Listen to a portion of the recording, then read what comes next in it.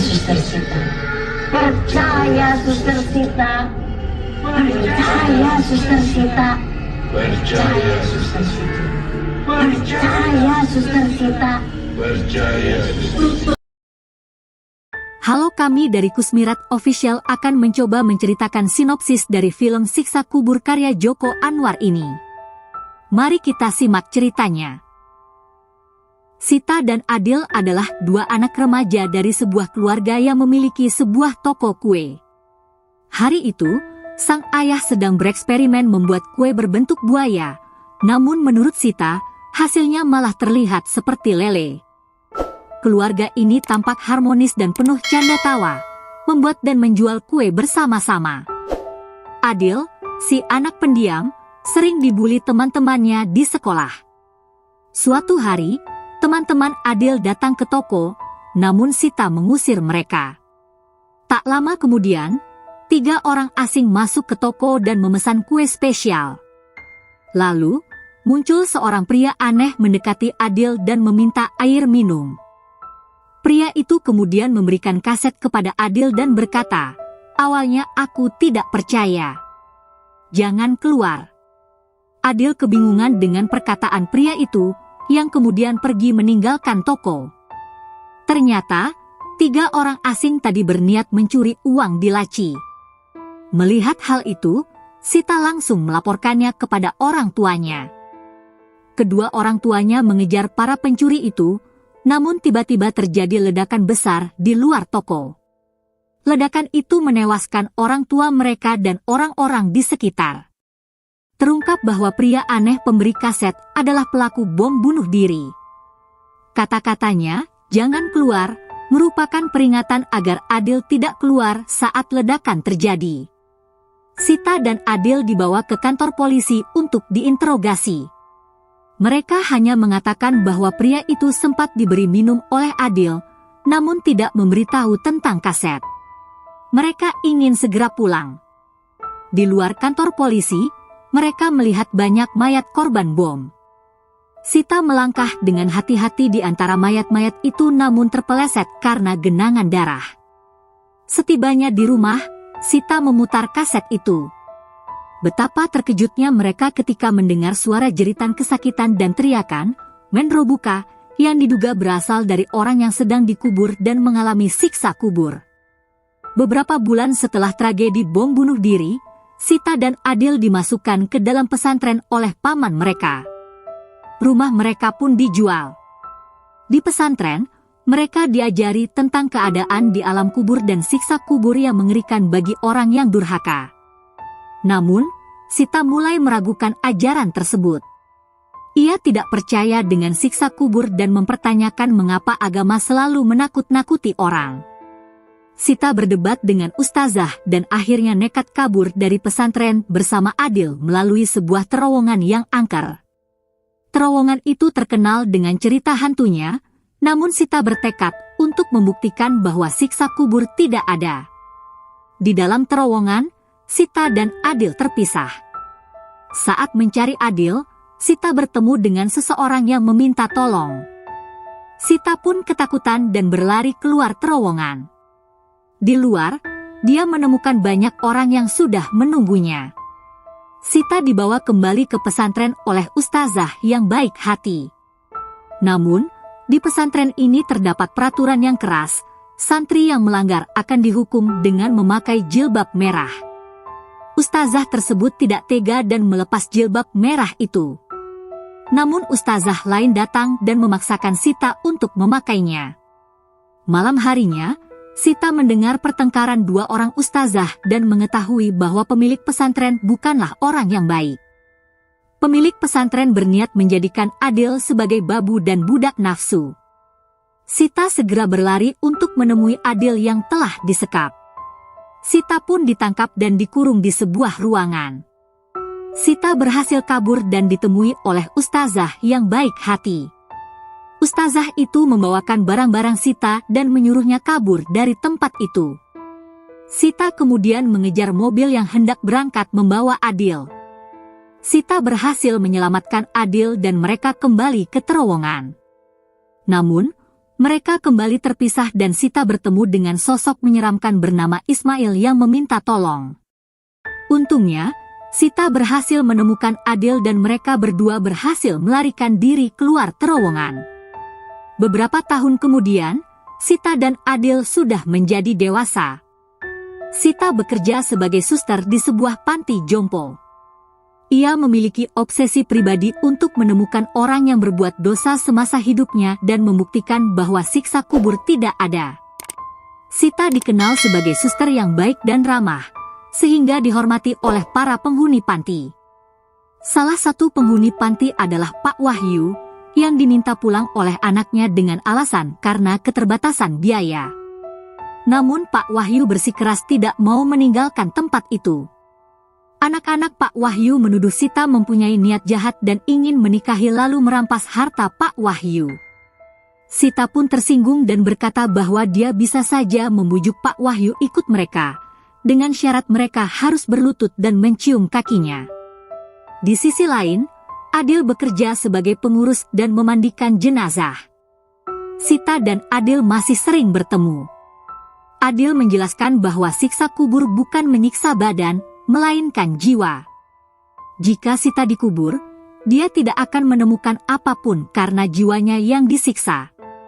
Sita yang jauh dari agama, bertolak belakang dengan Adil yang masih memiliki kepercayaan.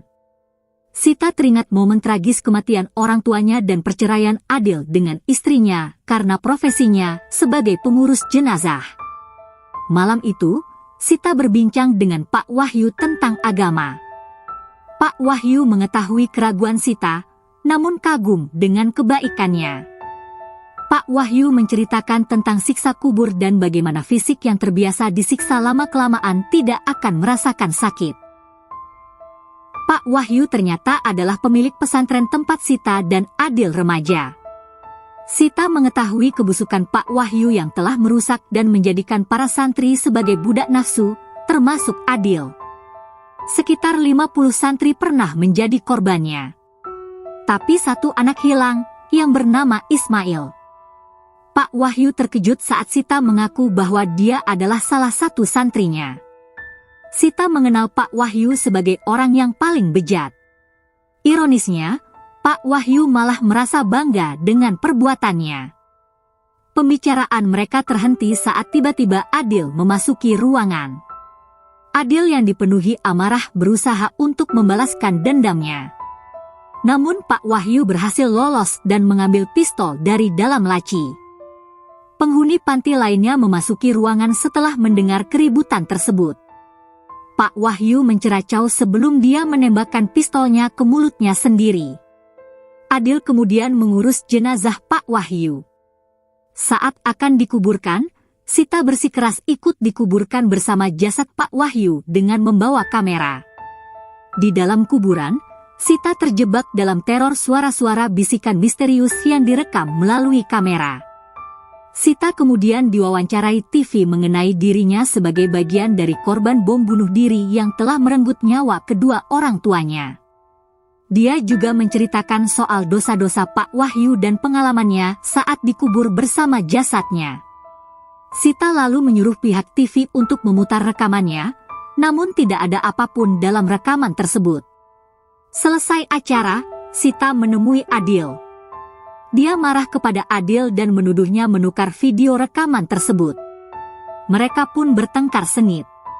Adil, yang selama ini memendam amarahnya, akhirnya meluapkan semua unek-uneknya. Ia menuduh Sita sebagai dalang di balik kematian orang tua mereka. Adil meyakini bahwa Sitalah yang melapor kepada orang tua mereka tentang pencurian uang, sehingga membuat mereka pergi keluar dan terbunuh. Sita marah besar mendengar tuduhan Adil. Ia merasa Adil tidak pernah berguna dan tidak bisa melindungi dirinya sendiri, berbeda dengan Sita yang selalu mandiri.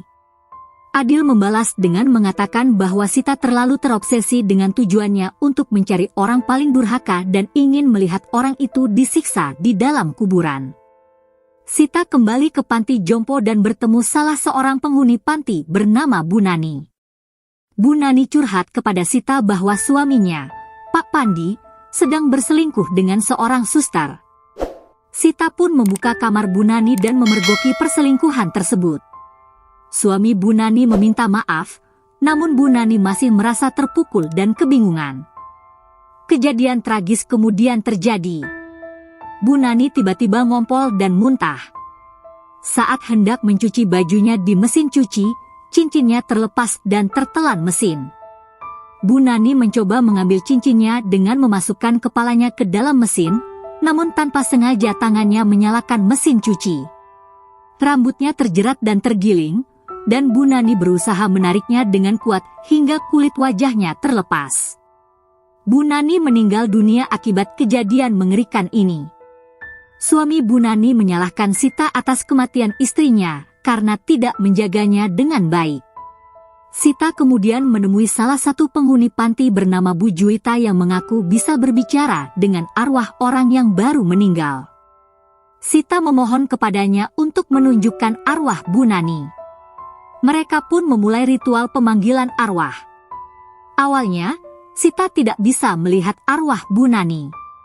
Wanita itu menyuruh Sita untuk percaya agar dia bisa melihatnya. Ritual itu gagal karena Sita tidak pernah percaya dengan hal-hal gaib. Saat mereka bubar, tiba-tiba Bu Juwita seperti kerasukan dan menyebut-nyebut nama Ismail yang meminta tolong. Di tempat lain, Adil sedang bekerja di kamar mayat. Dia tiba-tiba mendengar suara ketukan di dalam loker dan di balik pintu. Adil tidak merasa takut.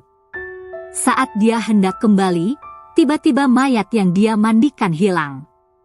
Adil bergegas keluar, namun pintunya terkunci. Di panti jompo, Pak Pandi tiba-tiba menyerang teman Sita dengan pisau. Sita berhasil membawanya menyelamatkan diri. Namun, penghuni panti lain berhasil menikamnya hingga tewas. Mereka membunuh suster itu karena takut akan siksa kubur, karena telah membiarkan kejahatan terjadi. Rupanya, rekaman suara tentang siksa kubur viral di masyarakat dan mempengaruhi orang-orang. Masyarakat di luar sana menjadi kacau. Sita yang kalut kemudian kembali menggali kubur Pak Wahyu dan masuk ke dalamnya. Dia tertimbun tanah dan masuk ke sebuah lubang yang membawanya ke ruangan di mana orang-orang disiksa di dalam kubur mereka. Sita mencari jalan keluar dan bertemu dengan Ismail. Tak lama kemudian, dia bertemu Adil yang tangannya penuh dengan cairan nanah. Sita memasuki ruangan berwarna merah yang ternyata toko rotinya dulu, tempat kenangan pahit saat orang tuanya meninggal. Dia kembali mencari jalan keluar dan menyaksikan berbagai macam teror menakutkan. Dia akhirnya menemukan Ismail. Ismail membantu Sita melompat keluar dari bangunan itu. Namun, Sita masih berada di dalam kubur bersama jasad Pak Wahyu. Ternyata, semua yang dia alami hanyalah mimpi. Pada kenyataannya, dia masih terjebak di dalam kuburan sambil membawa kameranya. Tiba-tiba jasad Pak Wahyu bangkit terduduk. Sita yang ketakutan tetap merekamnya dan memanggil-manggil Adil.